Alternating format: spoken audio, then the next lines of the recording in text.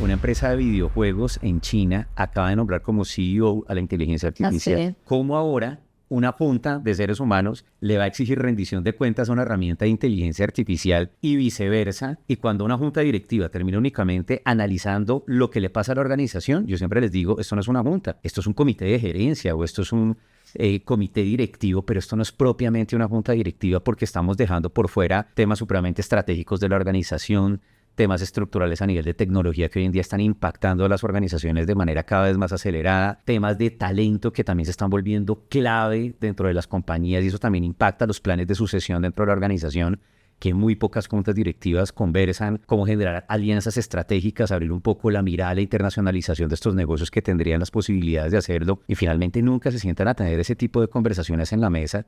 Y ahí es donde creo que hay una verdadera profesionalización. Si finalmente logramos migrar a este discurso y no quedarnos únicamente en el contexto operativo de la compañía.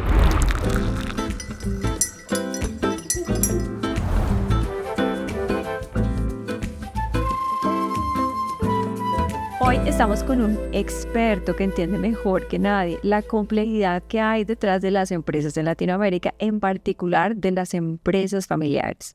Este Cafexto me lo va a tomar con Diego Parra, un experto en gobierno corporativo en empresas familiares. Bienvenido, Diego, a este Cafexito. Mil gracias, Carmenza, por la invitación. De verdad, un placer estar acá. Bueno, hoy tenemos, como dicen yo, unos temas que me apasionan y que ahora incluso misma lo veo desde este rol un poquito distinto de una faceta nueva que estoy haciendo desde emprendedor, desde fundar una empresa con la familia, junto a las personas que son cercanas a mí. ¿Qué te marcó a ti para decidir ahora dedicar tu vida a este mundo del gobierno corporativo? Esa pregunta me encanta porque muchas veces a todas las personas o las personas suelen presentarse desde sus títulos, experiencia, etcétera, etcétera. Y yo siempre digo que mi mejor hoja de vida es haber nacido en el seno de una familia empresaria. Yo tuve un abuelo tremendamente emprendedor y la clásica historia de un empresario que comienza con una mano adelante y una mano atrás, pero poco a poco se fue forjando en el mundo de los negocios, creó una compañía, 2 compañías, 3 compañías, 4 compañías y de verdad fue una historia muy bonita a nivel empresarial y familiar. Junto con mi abuela tuvieron una gran familia y una familia con 10 hijos, que ahí mi papá es uno de esos 10 hijos y de alguna forma a mí me marcó bastante la historia de esta empresa familiar porque yo soy el mayor de la tercera generación. Y desde muy pequeño me tocó empezar a ver de cerca todas estas dinámicas que giran alrededor de las compañías familiares. Y pues esta historia tan bonita que estoy contando finalmente no termina tan bonita cuando mi abuelo fallece joven, más o menos a los 64 años por un cáncer, de verdad bastante joven. Y en ese momento, pues no solo en Colombia, sino creo que en toda Latinoamérica no teníamos la más mínima idea que era el gobierno corporativo, cómo diseñar planes de sucesión, etcétera, etcétera. Y pues obviamente aquí esta historia de la empresa familiar da un giro de 180 grados donde la familia no tenía las herramientas para seguir manejando estos negocios y obviamente esa transición de un modelo de toma de decisiones de un fundador a 10 hermanos accionistas y socios de un grupo de compañías, pues es una historia que se vuelve bien compleja de manejar durante muchos años. Y pues yo siempre cuento también la infidencia que cuando yo era niño o adolescente no era el mejor estudiante, entonces mi papá como buen empresario me decía, me lo voy a llevar en las vacaciones medio castigado a trabajar en la empresa. Entonces desde muy joven me tocaba ir a la empresa a trabajar, igual yo lo disfrutaba, pero me tocaba ver todas estas situaciones que giran en torno a los negocios y yo creo que eso fue lo que me impactó y por dentro pues yo pensaba esta historia tan bonita de mis abuelos, de tanto esfuerzo y tanta dedicación para sacar adelante unos negocios no puede terminar mal. ¿Qué es lo que está dejando de hacer esta empresa familiar para que se ponga en riesgo la continuidad, se ponga en riesgo la sucesión y también de fondo se ponga en riesgo la relación de la familia? Y pues yo creo que ahí fue donde me nació esa gran inquietud por estos negocios. Pero es una historia, escuchándote, yo siento que es la historia de muchas personas, ¿no? Muchas personas que al final empiezan así como tú describiste a tu abuelo, con una mano delante y otra atrás, pero con un gran sueño y una gran ambición de realmente construir algo que perdure, ¿no? Y ese sueño que tenemos todos los que somos incluso papás ahora es dejar algo a nuestros hijos para que ellos puedan seguir ese legado y puedan seguirlo construyendo. Y las personas que son nuevamente, que empiezan así como emprendedoras, que van creciendo un poquito, que dan la descripción de tu abuelo y de todo tu entorno familiar, pues lo que más sueña uno es que permanezca, que los hijos de uno quieran trabajar ahí, que las familias de los hijos de uno quieran realmente ese negocio como si fuera un negocio propio. Pero tú lo que estás describiendo de tu propia historia, yo siento que también es una realidad muy común en las empresas familiares, y es que a veces empiezan a surgir conflictos, empiezan a surgir dificultades, lo que tal vez antes para un tomador de decisión era muy fácil, ahora para 10, en el caso tuyo, para las personas que están después en esas generaciones que persiguen ese sueño, que alcanzan ese sueño, pues va cambiando y va evolucionando. ¿Cuál sientes tú que es como ese principal elemento que destruye ese valor en las compañías familiares y que hace más difícil esa continuidad, así mismo como tú lo estás diciendo, en muchas empresas en Latinoamérica? Parecería muy simple la respuesta que te voy a dar, pero al final del día te podría decir que es el gran dolor del que padecen todas estas organizaciones y es una falla estructural en la comunicación. Creo que todos somos muy buenos en las familias, amigos, relaciones, etcétera, a tener conversaciones de lo cotidiano, pero no tenemos una habilidad de tener conversaciones sobre lo trascendental.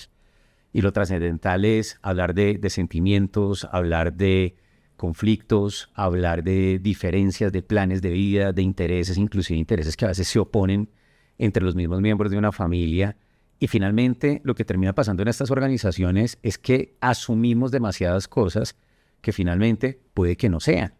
Entonces, dentro de esto que asumimos, a veces pensamos que es que todos los hijos quieren trabajar en la empresa. De pronto no. De pronto quieren tener otro plan de vida completamente diferente o quieren emprender por cuenta propia o al revés. A veces asumimos que a los hijos no les interesa el negocio. Me ha pasado sobre todo en el caso de empresarios que de pronto sus hijos escogieron otras carreras que no tienen que ver con su negocio principal. Pero eso no quiere decir que porque yo estudié algo diferente no me importe la compañía o no me importe este patrimonio que se está gestando alrededor de esta historia.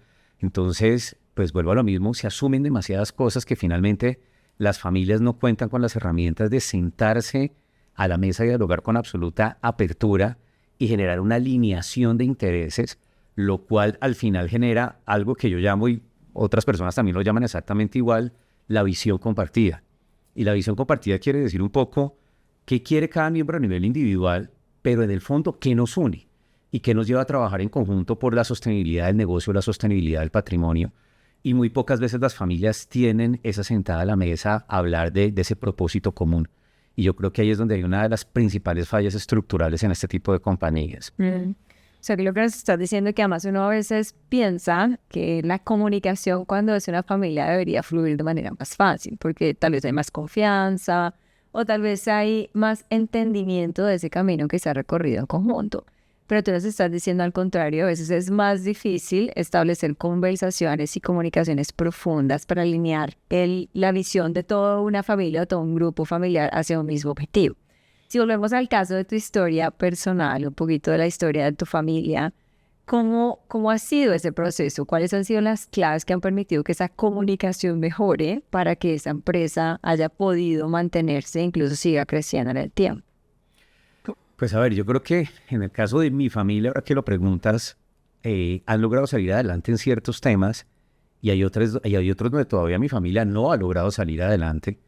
Y pues básicamente fue una época de aprendizajes bien difíciles, de sentarse los 10 hermanos a la mesa, aprender a hacer una junta directiva, aprender a ponerse de acuerdo, aprender a tomar decisiones en conjunto, aprender sobre todo a entender que esto le cuesta mucho a las familias, que no necesariamente todos tenemos que estar de acuerdo y que hay que aprender a desarrollar el consenso, y eso a mi familia le costó muchísimo tiempo, donde el consenso, las personas creen que es estar de acuerdo. No, de ninguna manera. Eso es la unanimidad. En el consenso ya partimos de la base que puede ser que todas las posiciones no vayan por la misma vía, pero si hay un sentir general frente a una posición, pues lo más sabio es sumarme a esa posición y dejar que las cosas fluyan y las cosas sigan avanzando. Y esto fue un proceso de muchísimo tiempo para mi familia, lograr de verdad aprender a gobernar sus negocios, aprender a tomar decisiones en conjunto. Y finalmente, pues después de unos años, que ahí es donde me voy a la otra cara de la moneda, la tarea pendiente. Yo estuve viviendo varios años fuera de Colombia, pues precisamente estudiando todos estos temas de gobernanza y de empresas familiares, con la intención de algún día volver al país y poderle ayudar a mi familia. Cuando vuelvo al país, pues básicamente en la familia me dicen, lo sentimos, pero acá la tercera generación lo mejor es que no esté, porque si no hemos logrado resolver las diferencias entre la segunda generación y traemos a toda esta cantidad de primos que hay en esta familia, pues exactamente se nos va a crecer el conflicto y es precisamente todo lo contrario que queremos en este momento. Entonces, en mi generación, básicamente, todos hemos tomado caminos en la vida completamente diferentes y yo creo que ahí es donde está la gran tarea en esta familia y es cómo vamos a lograr pasar este patrimonio a esa tercera generación cuando nunca han tenido ni la experiencia de trabajar juntos ni la experiencia de ser socios. Entonces, ahí dejo un gran interrogante que yo ni siquiera tengo la respuesta en este momento. Y entonces, ¿cómo hacer, por ejemplo, las personas? Porque hay muchas personas que hoy nos van a estar viendo, tomándose este cafecito con nosotros, que tal vez no entienden en qué momento debe formarse ese gobierno corporativo y cuáles al final, cómo son los componentes de esa gobernanza que hoy tú también acompañas a las empresas a desarrollar para saber cómo debería realmente fundarse o estructurarse de la manera adecuada para el tipo de empresa. Yo creo que todo arranca por el término, y el término gobierno corporativo a mí me parece que de entrada genera un paradigma enorme en las compañías, e inclusive muchos emprendedores o pymes me dicen, pero Diego, eso debe ser para grandes corporaciones. Y la respuesta es no. El gobierno corporativo aplica para cualquier tipo de empresa, desde una empresa listada en bolsa, una pyme, un emprendedor, una entidad sin ánimo de lucro, para cualquiera. Y respondiendo a tu pregunta, ¿cuándo se tiene que pensar en gobierno corporativo? Es desde el día cero. Y desde el día cero porque básicamente el gobierno corporativo son dos cosas muy sencillas. Parecen sencillas, pero implementarlas es bien complejo. Uno es reglas de juego y lo otro es roles. Y tener esos roles perfectamente claros. Entonces, claro, desde el primer día, si nosotros no dejamos perfectamente establecidas esas reglas de juego, ya en la marcha poner esas reglas se vuelve mucho más complejo. Inclusive en varias aceleradoras de emprendimiento acá en Colombia me han llamado en algunos casos a ayudarles a solucionar dilemas de gobernanza de startups que vienen en una curva de crecimiento tremendamente interesante, pero se han dado cuenta que los mismos dueños pueden poner en riesgo la continuidad de ese negocio, precisamente porque no pusieron reglas de juego. Al principio parece que esto no es tan importante porque finalmente todo emprendedor está pensando es cómo crezco, cómo incremento las ventas, cómo mejoro la rentabilidad de mi negocio. Y además al principio pues es poco o nada lo que tenemos para repartirnos, pero cuando ya estos negocios empiezan a consolidarse, empiezan a llegar inversionistas, se empieza a posicionar la compañía, empiezan a haber unos ingresos interesantes, ahí es cuando aparecen todos estos dilemas de, pero por un segundo, ¿por qué estamos ganando los dos lo mismo si los dos no estamos poniendo exactamente lo mismo? Pero ¿por qué tampoco pusimos una regla en cuanto a la entrada de estos inversionistas? ¿O por qué ahora la toma de decisiones tiene que ser colegiada y antes yo decidía esto de forma completamente autónoma? Entonces son dilemas que empiezan a aparecer en la marcha y hay muchos empresarios que lo logran resolver y logran sentarse a la mesa y ponerse de acuerdo y tener de manera madura y clara este tipo de conversaciones, pero hay otros que no. Hay otros que les cuesta muchísimo trabajo ceder, muchísimo trabajo entender que una organización que lleva manejándose durante mucho tiempo tiene que cambiar ese mindset de toma de decisiones, de reglas de juego, y hay personas que la logran y personas que no la logran. Tanto así que hay momentos en esos procesos de gobernanza que me ha tocado vivir donde finalmente la decisión más salomónica es separémonos. Y separémonos por las buenas y no por las malas, porque eso también a veces se puede hacer en los negocios. Hagamos un proceso de decisión de los negocios, o mejor tú sigue por tu lado de esta manera y yo sigo por mi lado de esta manera. Eso también termina sucediendo precisamente por esa ausencia de gobernanza desde el día cero.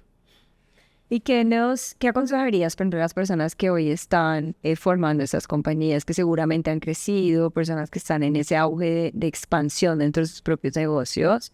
¿Cuáles deberían ser entonces como esos pasos que yo debería tomar para decir, tal vez si es el momento de establecer esas reglas y asegurar que las cosas estén mucho más estructuradas hacia el futuro? ¿Qué tengo que hacer?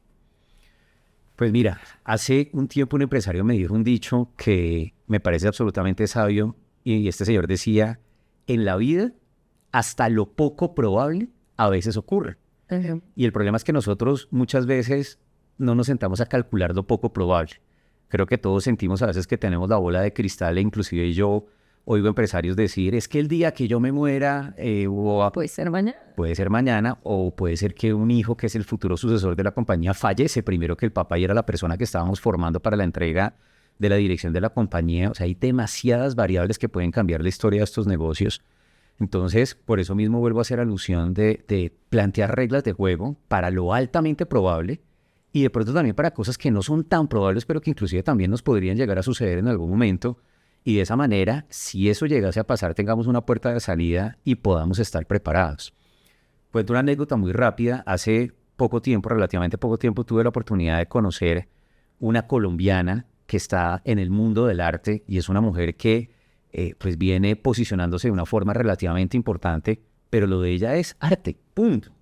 Y resulta que le llegaron a la mesa una serie de inversionistas que empezaron a ver su arte más allá de simplemente pues un tema de vocación, a verlo en realidad como un negocio bien interesante. Entonces, pues claro, me llama esta señora y me dice, Diego, estas personas quieren invertir en mi negocio, quieren que esto sea pues toda una empresa, inclusive con una vocación a nivel internacional, etcétera, etcétera. Pero pues yo jamás en mi vida he tenido sociedades. Entonces yo le dije, bueno, pues yo creo que lo primero que tú tienes que hacer es precisamente generar unas reglas de juego con estos potenciales inversionistas para ver si todos están hablando el mismo idioma y si todos están pensando exactamente lo mismo. Y cuando tuvimos un par de sentadas con estos potenciales inversionistas, simplemente a poner unas reglas básicas de juego, hasta ahí llegó el intento de sociedad. O sea, ahí se dieron cuenta que todos tenían expectativas diferentes, que estaban pensando cosas diferentes.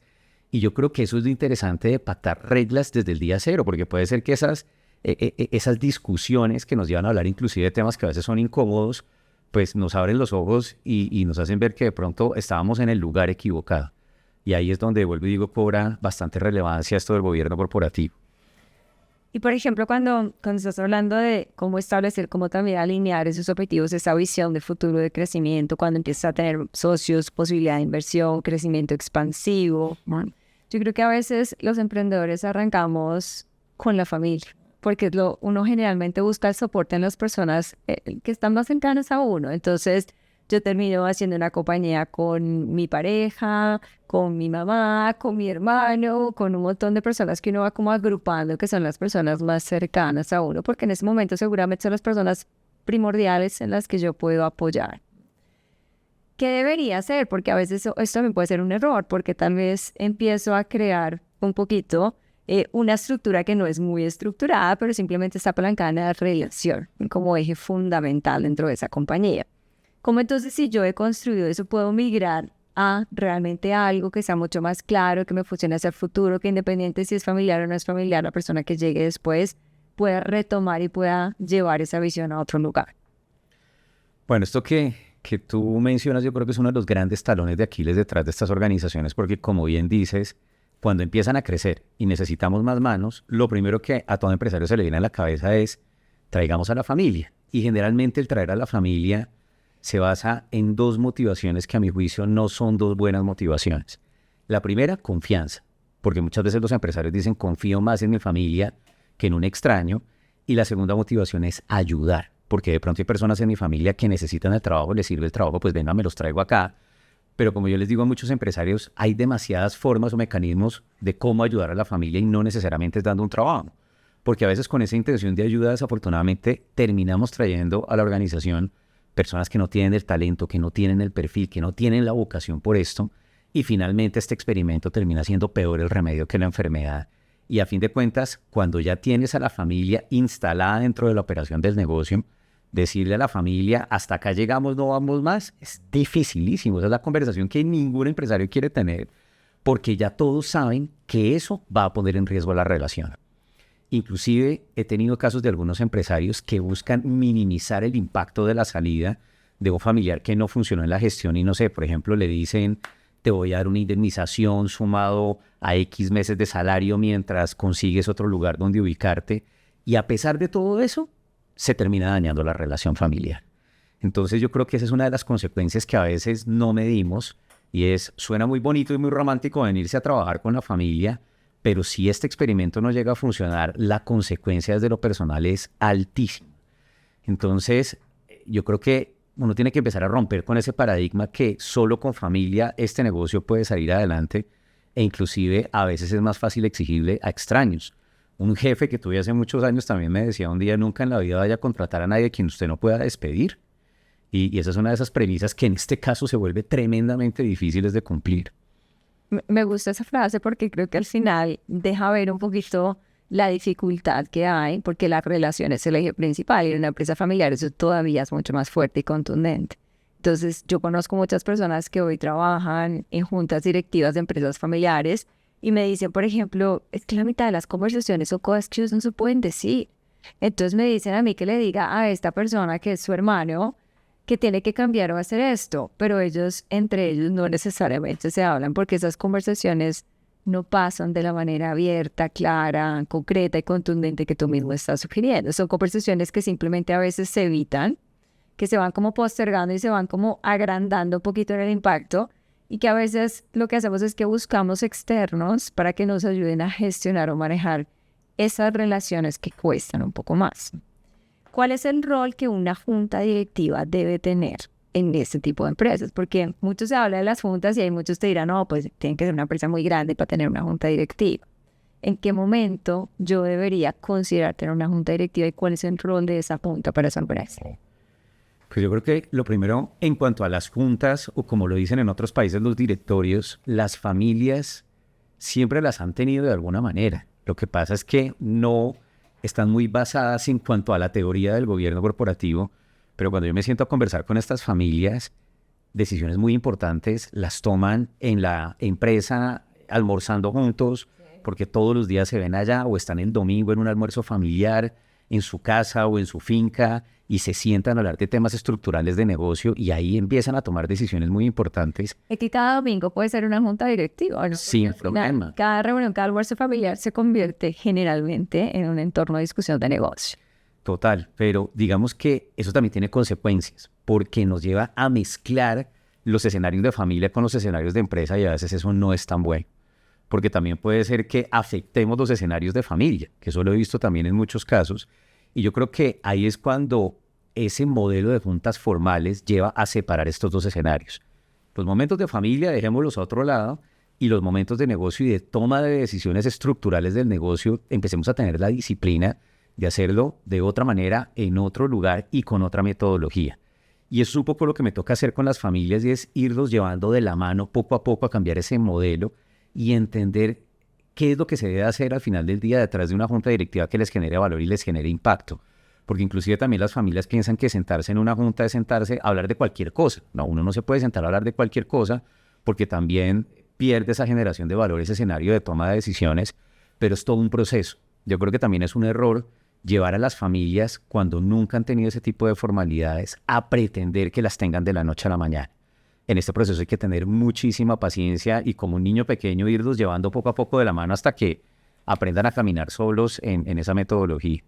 Y cuando tú estás acompañando, por ejemplo, a estas empresas para formar toda esa parte de gobierno, establecer una junta, organizar sus reglas, alinear una visión, que es un poco todo el proceso que nos estás describiendo, ¿qué es lo que tú sientes que más le cuesta a esa persona, puede ser a ese dueño o a ese gerente que está encargado, digamos, de esa compañía, soltar para poder avanzar con respecto a este gobierno corporativo? Yo creo que hay dos cosas fundamentales. El primero, empezar a tomar decisiones de manera colegiada. Eso les cuesta muchísimo trabajo. Que uno está acostumbrado a que aquí se hace lo que yo diga porque soy el dueño, más o menos. Exactamente, esa es la gobernanza tradicional. Aquí se hace lo que yo diga y punto, le guste al que le guste. Entonces, claro, empezar ahora a compartir decisiones, a oír a otros, a poner sobre la mesa, no sé, una diversidad de opiniones a las cuales no están acostumbrados, eso les cuesta bastante trabajo, y eso no es algo tampoco que se vaya a transformar de la noche a la mañana. Pero lo segundo, que ahora tú lo mencionabas, es traer esos miembros externos muy independientes a una junta directiva, a que también nos opinen. Y también es como cuando uno deja entrar un extraño a su casa, alguien que uno no conoce y no tiene confianza. Pues esto no es tan sencillo como parece. Entonces a las familias les empieza a costar trabajo poner todas las cartas sobre la mesa y hablar con total libertad con estos externos, y también dejarse guiar y aconsejar por estos externos. Esto es todo un proceso, y al final del día también, digamos que es una generación de confianza que se va dando de forma gradual para que al final las familias acepten ese modelo de toma de decisiones.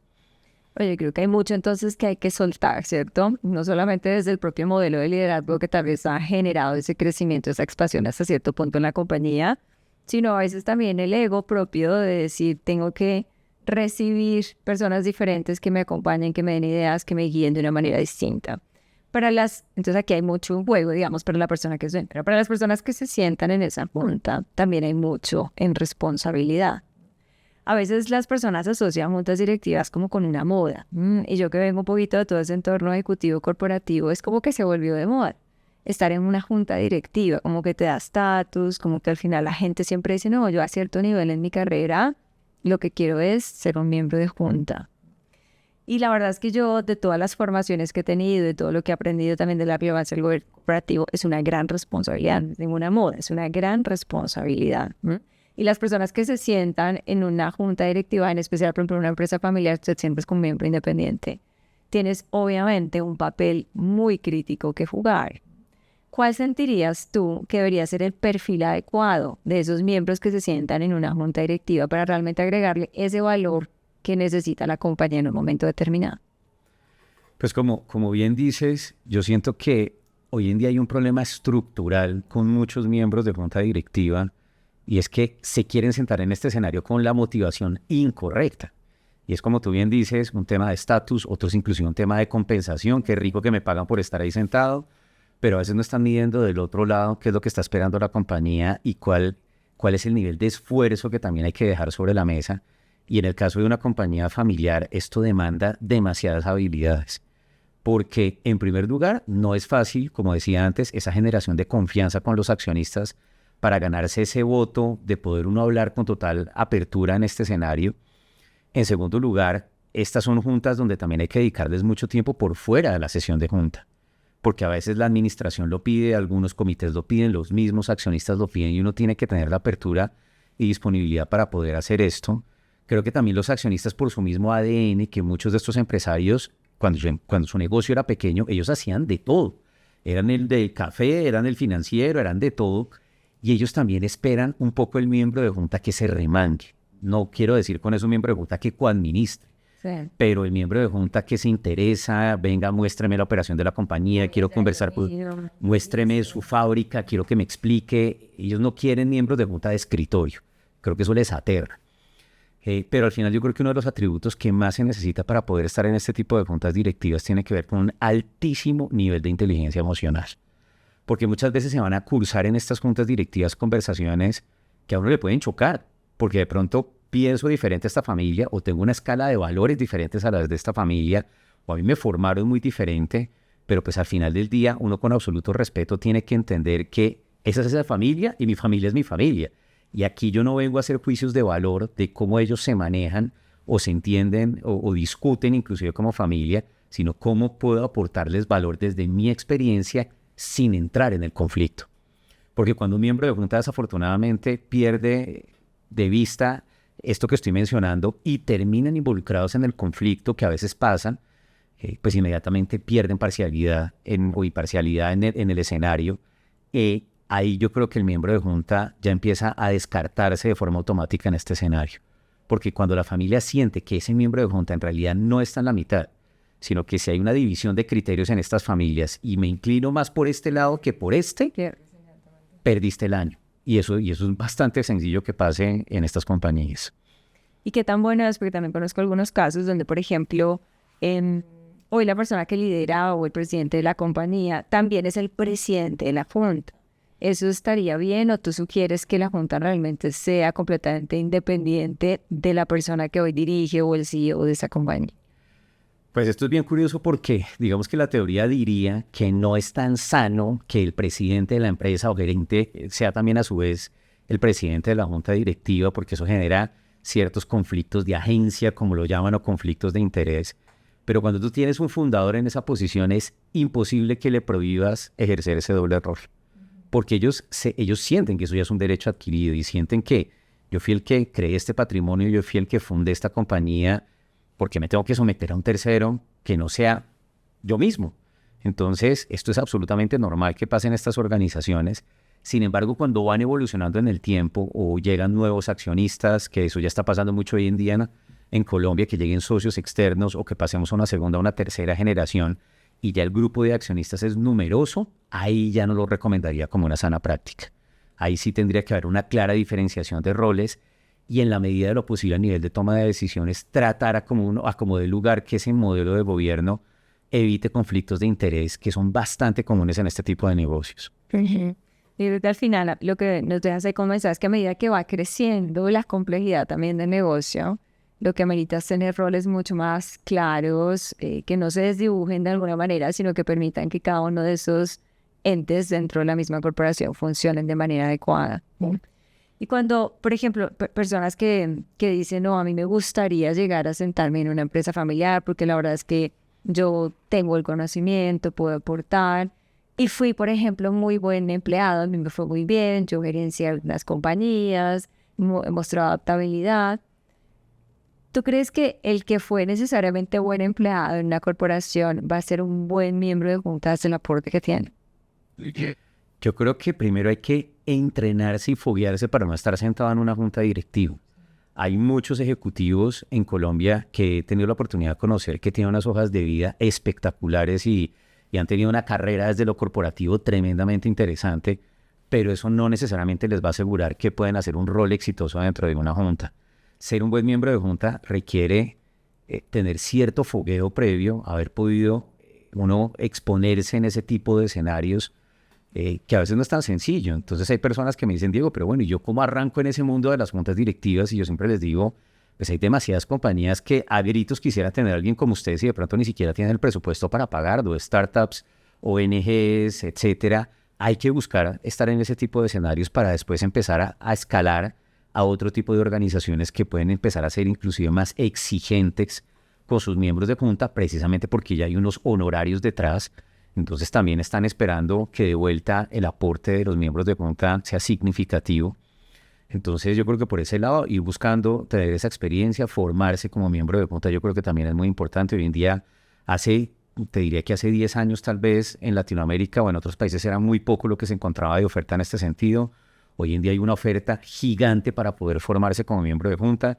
Inclusive yo hago parte de una iniciativa que se llama la Escuela de Juntas Directivas, precisamente donde pretendemos eso, traer personas del mundo corporativo que sentimos que eventualmente podrían generar muchísimo valor en este tipo de escenarios. Pero también creo que al final hay que tener muchísima paciencia porque estos no son procesos que se den de la noche a la mañana. Yo creo que es un proceso de aprendizaje de muchísimos años. En mi caso, yo llevo casi 15 años siendo miembro de diferentes juntas directivas y creo que me avergüenzo del Diego de hace 15 años en una junta, frente a lo que hoy en día... ¿Cómo ha cambiado ese Diego? ¿Cómo ha cambiado? Ahora. Y a un empresario que se encuentra con el Diego hace 15 años, hoy le diría, ni se te ocurra traerlo a la junta directiva. Sí. O sea, ha sido todo un aprendizaje. Pero que ha tenido que cambiar y que ha cambiado entonces en Diego en estos 15 años. En primer lugar, yo creo, como te decía, que el nivel de madurez que se requiere para poder estar sentado en este tipo de escenarios. Lo segundo, definitivamente me he nutrido muchísimo de otros directivos y de otros empresarios. Yo siempre digo que mi mayor escuela en la vida no han sido las múltiples universidades donde he estado haciendo estudios de lo que sea, sino de verdad foguearme al lado de personas que saben más que yo. A mí me encanta eso. Yo creo que es una de las cosas que más valor me ha traído de participar en juntas, es sentarme alrededor con personas supremamente valiosas que en realidad han evitado que se estanque mi curva de aprendizaje. Todos los años, todos los meses sigo aprendiendo cosas nuevas alrededor de estas personas y yo creo que también es muy importante el nivel de exposición que uno puede llegar a tener a través de los años, porque finalmente también lo que buscan muchos de estos empresarios son miembros de junta que nos puedan ayudar a abrir puertas o traernos cosas nuevas a la organización que a nosotros nos cuesta muchísimo trabajo ver o llegar. Por una razón muy sencilla y es porque muchos de estos empresarios todos los días sus rutinas son exactamente iguales. Salen de su casa, se van a su empresa, se encierran en su empresa todo el día y vuelven por la noche a su casa. Y pierden, digamos, como el contexto de muchas otras cosas que están haciendo otras organizaciones, de la forma de hacerlo. Y yo creo que ahí es donde está lo verdaderamente interesante de lo que ellos esperan que un miembro de junta también traiga a la mesa. ¿Y qué pasa con respecto a la profesionalización precisamente de esas juntas directivas? Porque mucho se hace también, por ejemplo, para el desarrollo del liderazgo del comité directivo, de la gerencia general, y muchas empresas cada vez están invirtiendo más, o muchos propios empresarios están invirtiendo para formarse como líderes de una manera mucho más estructural y clara. Pero no necesariamente eso pasa en las juntas directivas. ¿Cómo sientes tú que ese proceso de profesionalización de alguna manera tiene que acompañar también a una junta directiva? Pues mira, la profesionalización para mí tiene que ver muchísimo con el propósito que hay detrás de una junta. Porque a veces las personas se sientan en una junta no necesariamente con una visión del todo clara de por qué estamos acá sentados, para qué vamos a invertir tiempo y recursos en un escenario como la junta. Y sobre todo, tanto los miembros de la administración o accionistas o inclusive los miembros independientes les cuesta muchísimo trabajo abstraerse del discurso operativo de la compañía. Y cuando una junta directiva termina únicamente analizando lo que le pasa a la organización, yo siempre les digo, esto no es una junta, esto es un comité de gerencia o esto es un comité directivo, pero esto no es propiamente una junta directiva porque estamos dejando por fuera temas supremamente estratégicos de la organización, temas estructurales a nivel de tecnología que hoy en día están impactando a las organizaciones de manera cada vez más acelerada, temas de talento que también se están volviendo clave dentro de las compañías y eso también impacta los planes de sucesión dentro de la organización, que muy pocas juntas directivas conversan cómo generar alianzas estratégicas, abrir un poco la mirada a la internacionalización de estos negocios que tendrían las posibilidades de hacerlo y finalmente nunca se sientan a tener ese tipo de conversaciones en la mesa. Y ahí es donde creo que hay una verdadera profesionalización. Si finalmente logramos migrar a este discurso y no quedarnos únicamente en el contexto operativo de la compañía. Y yo creo que esa es una gran invitación, pero una dificultad grande, ¿no? Porque a veces, y yo lo veo mucho con las personas con las que trabajo también, que al mismo dueño o gerente le cuesta salir de la operación y vive de alguna manera en ese eje que es un poquito más cortoplacista y menos de realmente visión, internacionalización, oportunidades, aperturas de negocios, que yo creo que al final debería ser el rol real del dueño, del gerente o del presidente y obviamente del rol también de la junta acompañando ese proceso. Y parte de lo que tú hablas, más allá de la internacionalización, seguramente toda esta parte de inteligencia artificial, tecnología, cada vez está empezando a pesar mucho más. Como también la inteligencia artificial está cambiando un poquito el juego del rol de la junta. Pues mira que curiosamente en estos días estaba leyendo un artículo y es más, lo corroboré con la misma inteligencia artificial para que me dijera si eso era verdad o no era verdad, porque me impactó muchísimo. Una empresa de videojuegos en China acaba de nombrar como CEO a la inteligencia artificial. Así. Entonces, es más, estoy por publicar un artículo sobre eso, porque como ahora una junta de seres humanos le va a exigir rendición de cuentas a una herramienta de inteligencia artificial y viceversa, ese CEO de inteligencia artificial se va a acercar a sus miembros de junta para pedirle soporte y apoyo en muchas cosas donde la inteligencia va a ser más hábil que los mismos miembros de junta. Entonces, claro, aquí hay todo un reto alrededor del gobierno corporativo y definitivamente esto va a cambiar de forma estructural, tanto así que ya se están empezando a crear algunas iniciativas sobre cómo regular o crear toda la normatividad que se requiere en términos jurídicos del miembro de junta de inteligencia artificial. Y eso va a pasar dentro de muy poco tiempo. Yo estoy casi seguro que antes de 5 años, muchas organizaciones en el mundo, colombianas también, van a tener un miembro de junta de inteligencia artificial. Eso suena como si fuera muy futurista, pero es muy ahora, lo que tú dices. Y creo que sería muy interesante entender cómo se gestiona ese relacionamiento, esas discusiones, esos desafíos que existen en el lenguaje normal de una junta con una inteligencia artificial. Yo creo que eso va a elevar de una manera distinta las conversaciones y la profundidad de las conversaciones que esa misma junta tiene. ¿Y cuál sientes tú, por ejemplo, cuando, más allá de la inteligencia artificial y de la tecnología, cuál sientes tú que es esa oportunidad que hoy las empresas en Latinoamérica, sobre todo las empresas familiares, no están capitalizando con esa fuerza para su crecimiento? ¿Hay algo que estén dejando sobre la mesa que tú digas, esto podría ser realmente un game changer?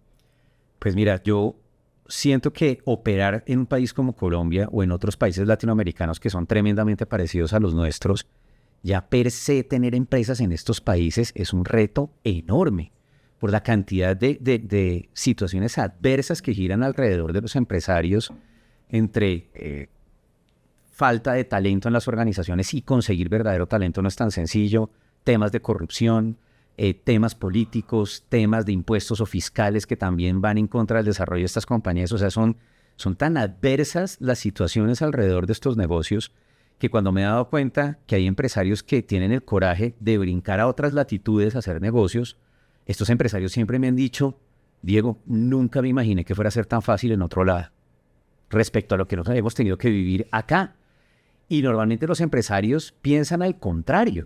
Piensan que salir de este país, que buscar oportunidades en otro lado, esto es imposible, que esto es para genios, que esto es, mejor dicho, ciencia de datos. No, esto simplemente es ganas y corajes de querer hacerlo y yo creo que fuera de esa caja en la que estamos encerrados y estamos acostumbrados, hay una cantidad de oportunidades que muchísimos empresarios siento que desafortunadamente están desaprovechando en este momento.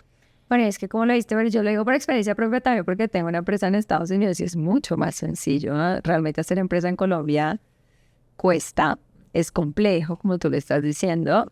Y la realidad es que al final tampoco hay tantas facilidades para construir esa empresa. Entonces creo que esa internacionalización que planteas es una oportunidad muy grande para todas las compañías, no solo para abrir y expandir negocios, sino también obviamente para capitalizar oportunidades de crecimiento fuera del país. Y hablaste algo de habilidades y talento, como acabaste de mencionar. ¿Cuáles sientes tú que son esas habilidades principales que tienen que tener las personas que lideran estas empresas familiares para realmente poder escalar a un nivel distinto? Pues definitivamente, y yo lo he visto, sobre todo cuando las organizaciones familiares están planeando estas sucesiones. A mí no me gusta hablar de sucesión ni me gusta ese término porque yo prefiero hablar es de transición del liderazgo. Sí. Porque la inmensa mayoría de empresarios te aseguro que nunca se van a retirar, jamás se van a retirar de sus empresas, van a querer estar en otro rol diferente, asesorando, acompañando desde la junta directiva, pero un retiro completo de su negocio no va a suceder. Entonces, en esa transición de liderazgo, bien sea que llegue una persona de la familia o llegue un externo, yo siento que hay dos habilidades que son claves y que no son tan fáciles de encontrar como uno creería. El primero es una alta capacidad de manejo de personas.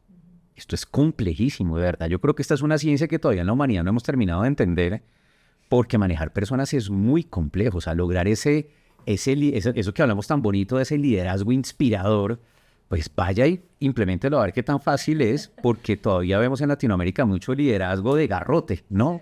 De se hace lo que yo diga, le gusta al que le guste.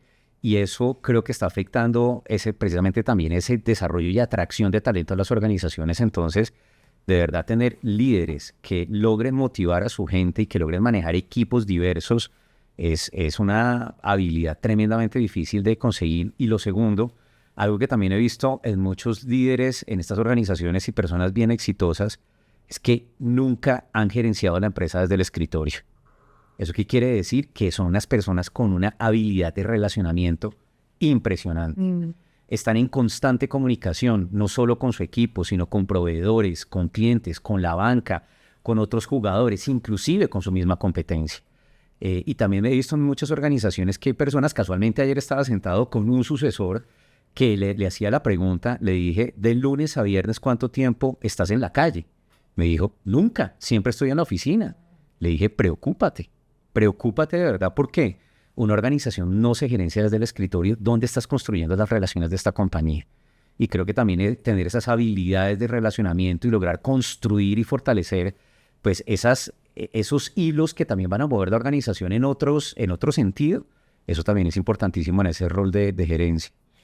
Yo he visto también muchos casos de personas, por ejemplo, que han construido una carrera en ese mundo más estructurado, multinacionales, corporaciones grandes, muy establecidas, y de un momento a otro aceptan desafíos muy bonitos para liderar empresas familiares y chocan mucho entre lo que antes es una corporación estructurada multinacional y lo que existe como dinámica en una empresa familiar.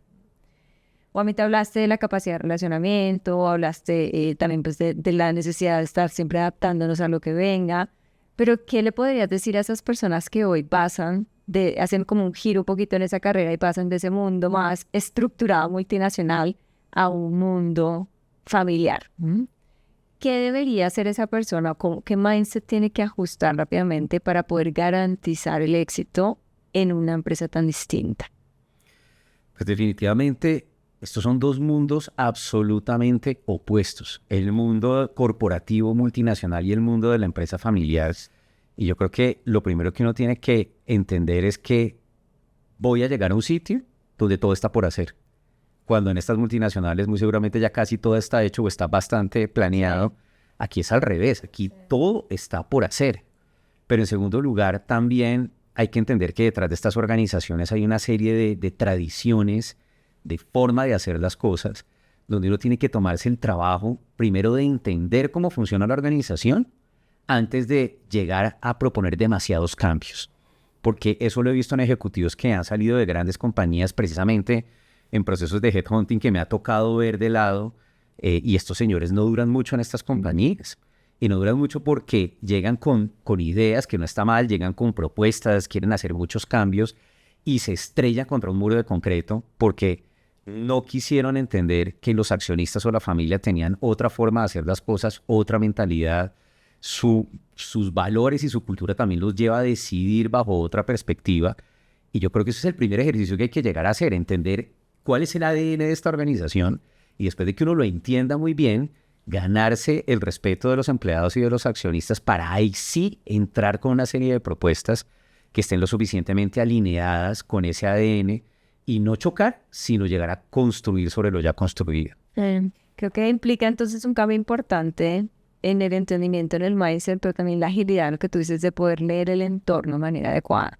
Porque si no va a haber un choque muy fuerte, porque al final las empresas familiares se siguen siendo lideradas por sus propios dueños de alguna manera, y por más de que tú entres dentro de ese proceso a acompañar ese desarrollo, todavía va a existir siempre esa dificultad para poder accionar muchas cosas si la visión de todos los accionistas o los dueños no necesariamente está 100% alineada.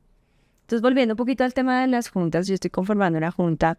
Tu recomendación, por ejemplo, con respecto a miembros independientes versus solamente las personas que representan a la familia, ¿cómo debería ser ese mix ideal? ¿Cuántas personas deberían ser independientes dentro de una junta? ¿Cómo lograr que esa junta pueda tener realmente como ese balance necesario para poder cumplir su rol de una manera adecuada? Pues digamos que ahí en términos de mix, como tú lo dices, no hay una fórmula mágica, pero sí hay una serie de buenas prácticas que he visto en algunas compañías, e inclusive así no hayan miembros independientes, pero hayan externos, tampoco es malo, porque a veces he conocido empresarios que me dicen, no, Diego, yo tengo externos en mi junta, y voy a ver y el externo es un yerno que es un excelente financiero, el amigo con el que juega golf todos los domingos, y al final no está mal. Y yo siempre les digo a los empresarios, prefiero eso que nada, que no tengan ningún órgano de dirección. Pero yo creo que es importante traer a la mesa personas que tengan una verdadera independencia, porque como también hace unos años me decía un gran empresario de este país que ya falleció, me decía, Diego, las personas independientes son las únicas que van a traer las conversaciones incómodas a la mesa. Y si nosotros no tenemos esas conversaciones incómodas, vamos a entrar en un status quo que no es sano para la compañía. Y estas juntas directivas son las que terminan siendo más comités de aplausos que cualquier otra cosa. Entonces, de verdad, siempre hay que velar por esa independencia. Y las empresas que están comenzando en ese ejercicio, yo siempre les digo, tengan al menos un independiente, al menos uno, pero hagan el esfuerzo de tener uno. Y si el modelo empieza a funcionar, de pronto más adelante brinquen a un segundo, un tercero, etcétera. Pero que siempre ese elemento esté sobre la mesa, yo creo que es tremendamente importante. Y si hoy estas personas que están liderando estas empresas familiares quieren conformar esa junta con esos miembros independientes, ¿dónde los buscan? ¿Cómo saben cuál es la persona adecuada? Porque si no, uno termina con el yerno, con el amigo del club. ¿Cómo encontrar las personas adecuadas? Pues mira, afortunadamente, inclusive hoy en día ya hay bastantes bancos de hojas de vida de miembros independientes. No solo los headhunters lo manejan, también lo manejan grandes compañías, por ejemplo, como KPMG, que tiene una iniciativa muy bonita que se llama el Board Leadership Center, donde yo hago parte.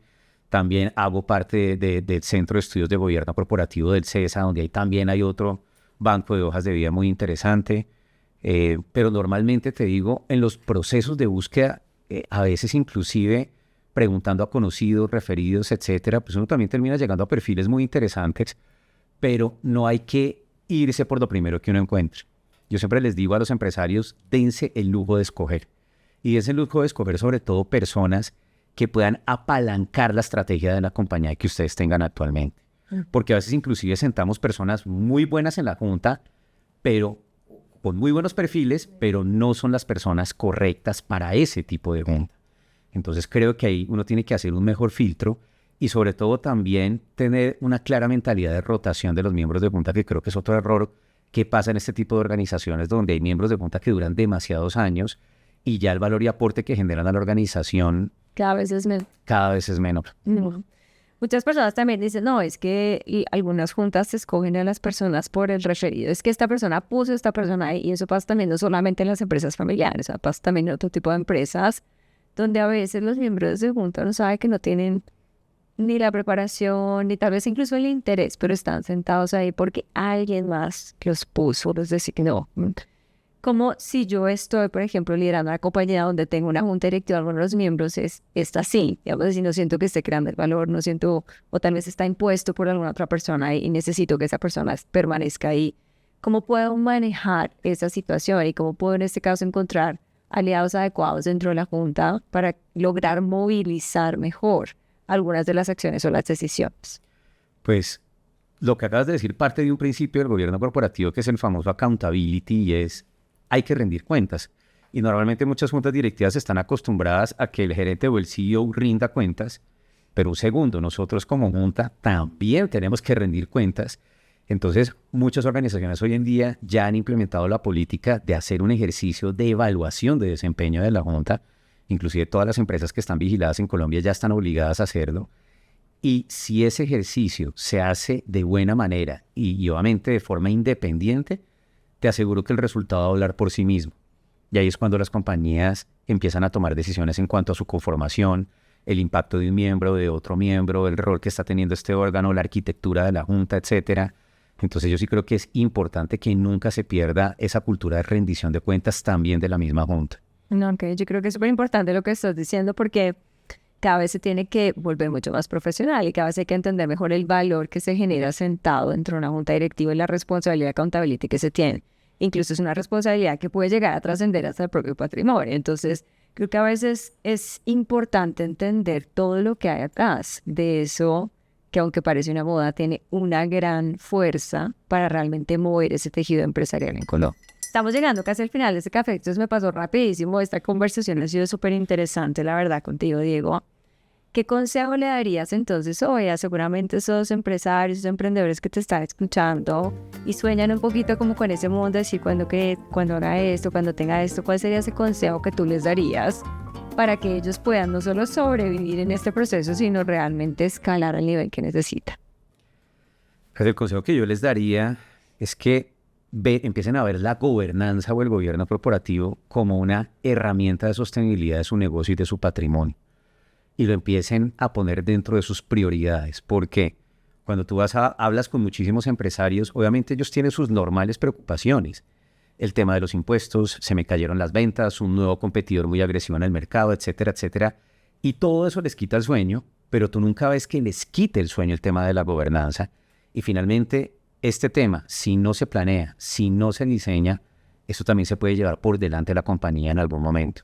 Y hay múltiples casos, no solo en Colombia, sino en otros países que los hemos visto de forma muy cercana y están en los medios de comunicación, de organizaciones familiares que fueron líderes en su segmento, con una reputación muy alta, con un reconocimiento muy favorable por parte del mercado, y hoy en día ya no están, ya no existen, caen rapidísimo. Patrimonios que se demoraron décadas en crecer, consolidarse y posicionarse, y en cuestión de un par de años desaparecieron por completo, precisamente por no priorizar este tema de gobernanza, y ese sería, digamos, el consejo que le daría a los empresarios. Y tú hablaste de algo que me encantó, que no es sucesión, sino transición en ese liderazgo. ¿Qué tan listas están estas grandes empresas, estas empresas familiares que constituyen realmente el foco de crecimiento empresarial en Colombia o en Latinoamérica para esa transición? ¿Qué tanto están esas segundas y terceras generaciones ya listas para ese siguiente paso?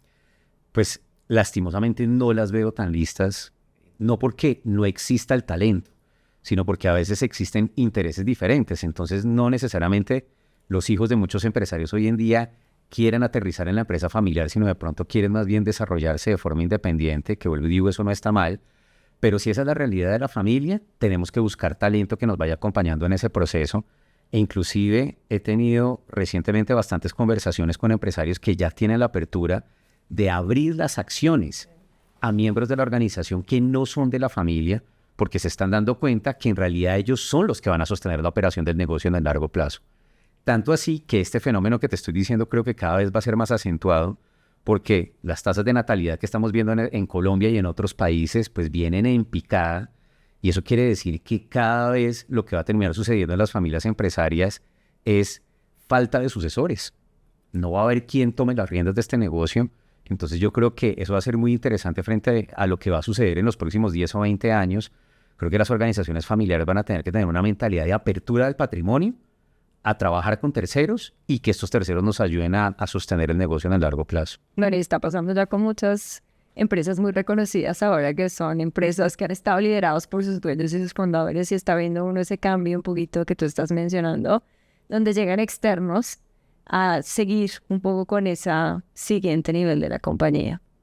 Y ese fue el consejo para los empresarios, los emprendedores. El consejo, por ejemplo, para personas así como yo, ejecutivos que trabajaron en algún momento dentro de compañías establecidas y que quieren obviamente después sentarse en una junta, agregar valor, estar consolidando el crecimiento de estas empresas. ¿Qué sería para una buena hoja de vida, una buena práctica que esas personas podemos hacer o que yo podría hacer, por ejemplo, si quisiera? Pues yo siempre digo que hay que empezar a meterse en este mundo de las compañías familiares, que finalmente es la inmensa mayoría de empresas legalmente constituidas, y en algunos casos inclusive que a muchas personas no les gusta donar uno su tiempo. ¿Por qué no? Yo ya lo he hecho. Yo he hecho el esfuerzo de estar sentado en juntas en compañías que me han dicho, Diego, no tenemos el presupuesto para pagarte en este momento. Y yo les tengo que decir, no te preocupes, anda, no pasa nada. Por el objetivo real de aportar. Quiero aportar, Sí. quiero aprender, me encanta el negocio que tienen, los quiero acompañar, etcétera, etcétera. Y créeme que ese ejercicio ya lo he hecho. Y al final del día es un ejercicio muy bonito porque es construir relaciones, es ganar uno mismo confianza para poder sentarse en este tipo de escenarios, es lograr entender ese ADN que hay detrás de las organizaciones familiares e ir construyendo esa hoja de vida que se requiere para el día de mañana empezar uno a foguearse en escenarios que pueden ser más complejos de organizaciones familiares, que también las hay, donde su gobernanza ya es muy estructurada. Entonces esperan que lleguen allá miembros externos independientes que de verdad tienen muchísima experiencia. ¿Es de tu conocimiento de algún caso que tú puedas compartir, por ejemplo, como eso best practice, una buena práctica en esas compañías familiares que ya están muy, muy estructuradas y muy sólidas? Pues hay un caso que todo el mundo lo menciona y todo el mundo lo cuenta, que es el caso de la organización Carvajal en Colombia. Y obviamente es una organización muy bonita. Tengo la oportunidad de conocer a varios miembros de la familia, conozco perfectamente bien todo su modelo de gobernanza, y de verdad lo han hecho bastante bien. Además que fueron pioneros en este país en realidad de empezar a implementar toda esta serie de buenas prácticas. Sin embargo, cuando una empresa familiar en Colombia mira hacia el caso de Carvajal, yo les digo, por favor no miren a Carvajal. Este yo creo que es el antiejemplo de gobierno corporativo, no porque sea malo, sino porque es una organización que va en sexta generación, casi 300 accionistas, múltiples compañías con operación en 35 países, y pues normalmente esa no es la historia de la pyme. Y yo diría que el 80% de las organizaciones de este país son pymes y tienen que tener otro modelo de gobierno que se adapte más para el momento en el que están como organización. Entonces, a pesar de que uno vea a sus grandes que tienen esas buenas prácticas, creo que también hay que aterrizar esas buenas prácticas al tipo de negocio que yo tengo. Bueno, al final creo que todo lo que podamos hacer, como tú dijiste, para no quitarle el sueño a todas esas personas que han consolidado esos legados, que han formado esas empresas, yo creo que es lo más importante hacia el futuro. ¿Y qué le quita el sueño entonces a Diego? ¿Qué me quita el sueño? Dios santo. Que en realidad lo que estoy haciendo por estas compañías trascienda en el tiempo. De verdad eso es lo que me quita el sueño. No me considero el mejor asesor del mundo, pero han sido más los casos de éxito que he tenido que los casos de fracaso. Pero claro que he tenido casos de fracaso y esto es supremamente frustrante porque detrás de estas organizaciones hay personas. Si un grupo familiar, una organización de estas por un conflicto acaba con la compañía, esto no solo compromete a la familia, compromete muchísimos más actores que están detrás de este negocio. Sus empleados, clientes, proveedores, etcétera, y toda una comunidad que a veces depende de estas compañías. Y finalmente yo creo que si logro hacer mi trabajo bien todos los días, creo que podré poner un granito de arena para la sostenibilidad de esos negocios, que en realidad es una de mis mayores motivaciones. Bueno, ya para cerrar aquí te voy a hacer una pregunta por curiosidad, porque tú tienes ya mucha experiencia, has asesorado muchas compañías, has tenido grandes aprendizajes en todo este proceso que has consolidado. ¿Cómo vas a llevar esos aprendizajes a tu propio, digamos, caso familiar? Porque tú dijiste, hoy en mi familia, tú hablas de la tercera generación, que soy yo, no está dentro de la compañía. ¿Cómo vas o cómo están haciendo también para llevar todo esto que hoy tienes de esa experiencia para seguramente que tú puedas en el futuro estar liderando esa compañía familiar? Pues mira, mi esposa tiene un dicho que a mí me encanta y es que en la vida uno planea y Dios se ríe. Y obviamente yo tengo muchos planes con mis hijos que no sé si los pueda materializar tal cual, pero siempre desde pequeños he buscado que ellos vean que las cosas hay que ganárselas y que las cosas no están sobre la mesa y ya están listas y dispuestas para ellos, porque también en las organizaciones familiares ahí es donde he visto rotundos fracasos. Cuando hay familias que a pesar ya construyeron un patrimonio importante y su organización está muy posicionada, pero siempre hay un reto para los hijos detrás de ganarse las cosas y hay una cultura del esfuerzo, esas son las organizaciones que en realidad en el tiempo se van a sostener. Hay una historia muy bonita que es de una empresa fabricante de relojes suizos que se llama Patek Philippe, y detrás de ellos hay una historia familiar muy, muy bonita, donde ellos dicen que las compañías familiares que en realidad se van a sostener en el tiempo son aquellas que forman a los hijos no como herederos de un patrimonio, sino como custodios del patrimonio. ¿Y cuál es la gran diferencia entre el heredero y el custodio? El heredero es el que cree que lo que voy a recibir es para mí, me lo puedo gastar y puedo hacer con eso lo que me plazca. En cambio, el custodio piensa que lo que estoy recibiendo es una responsabilidad de sostener este patrimonio, puedo disfrutar el patrimonio, pero tengo el mandato de lograr traspasar esto a la siguiente generación. Y es tan así la filosofía de esta familia que si ustedes buscan en internet, en toda la publicidad que es de Patek Philippe, en la inmensa mayoría de este planeta, al final dice, nunca un Patek Philippe es del todo suyo. Suyo es el placer de custodiarlo hasta la siguiente generación. Wow, pues tremenda historia la que nos acabas de contar para cerrar. Y creo que al final es una invitación muy bonita, no solamente a lo que tú dices, a que las personas que están dentro de estas empresas se formen como custodios de eso, sino a nosotros que somos líderes también entender que al final nuestra responsabilidad es custodiar el valor de las compañías para las cuales trabajamos o a las cuales asesoramos. Bueno, pues Diego, ha sido un gusto compartir contigo, he aprendido un montón y estoy segura que las personas que se están tomando este cafecito con nosotros también han aprendido. Si alguien necesita o quiere acompañarse en este proceso, un poquito de formación de gobierno corporativo, ¿cómo te puede conectar? Pues muy fácil, a través de mi perfil de LinkedIn, creo que es donde más me muevo hoy en día, Diego Parra Herrera, pongo siempre mi segundo apellido porque mi nombre lo tienen millones de personas, o también a través de la Escuela de Juntas Directivas, que es otra iniciativa bien interesante que tenemos. Bueno, pues un gusto y seguro nos conectaremos contigo muchas personas para seguir aprendiendo de este mundo y seguir entendiendo la gran responsabilidad que tenemos las personas o los actores que jugamos en una junta o que de alguna manera tenemos una responsabilidad sobre una empresa. Bueno, pues un gusto conocerte mucho más, invitarte a este cafecito y ustedes ya saben, si les gustó este cafecito pueden suscribirse al canal, pueden recomendarlo y pueden estar pendientes porque todo el tiempo estaremos compartiendo historias de líderes, de expertos, así como Diego, que nos ayudan a formarnos muchísimo más en nuestro liderazgo y en nuestro conocimiento empresarial. Nos vemos en el próximo cafecito. Chao, chao.